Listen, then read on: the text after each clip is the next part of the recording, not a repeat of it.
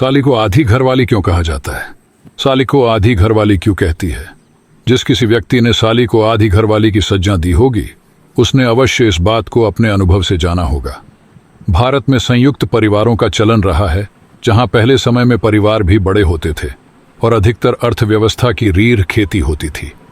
खेती में जितने परिवार के व्यक्ति मिलकर काम करेंगे, उतना ही लाभ होता था। परंतु कई परिवार ऐसे भी होते थे जहां 5 बहनों के बाद भाई पैदा होता था। चूंकि सबसे छोटा होने करके उसकी शादी अंत में होती थी, अब उसकी पत्नी के आने तक उसकी बहनें अपने अपने घर चली जाती थीं।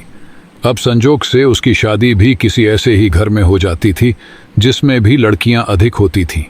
तो उसकी पत्नी की गर्भावस्था के दौरान उसकी सालियां या साली अपनी बहन के घर उसका हाथ बटाने आ जाती थीं।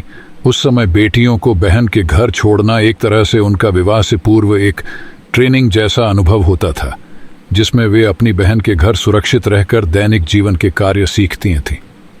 और यदि वो घरेलू कार्य करती निपुण हो जाती थी तो उसकी बहन ही उसके लिए एक अच्छा विवाह प्रस्ताव भी ढूंढ लेती थी। इन सब में उसका जीजा भी पूरे जी जान से भाग दौड़ डेज करता था। कई बारी जहां परिवार में जीजा के सगे या दूरपास के भाई से भी रिश्ता हो जाता था। आप रिश्तों का महत्व देखिए कि उस समय लोग एक दूसरे की रिश्तेदारियों में सुख दुख में एक हो जाते थे। साली को आधी घरवाली बोलने वाले कभी देवर को आधा पति या खसम बोलेंगे नहीं बोलेंगे। ये भारतीय समाज की पुरुषवादी मानसिकता है। औरतों के लिए सब रिश्ते समाज अपने हिसाब से गढ़ता है।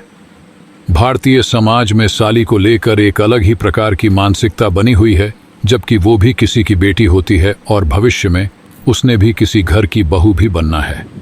वास्तव में कुछ क्षेत्रीय फिल्मों और बस अड्डों व रेलवे स्टेशनों के फुटपाथों पर बिकने वाले घटिया साहित्य ने इस रिश्ते की गरिमा को हल्का किया है।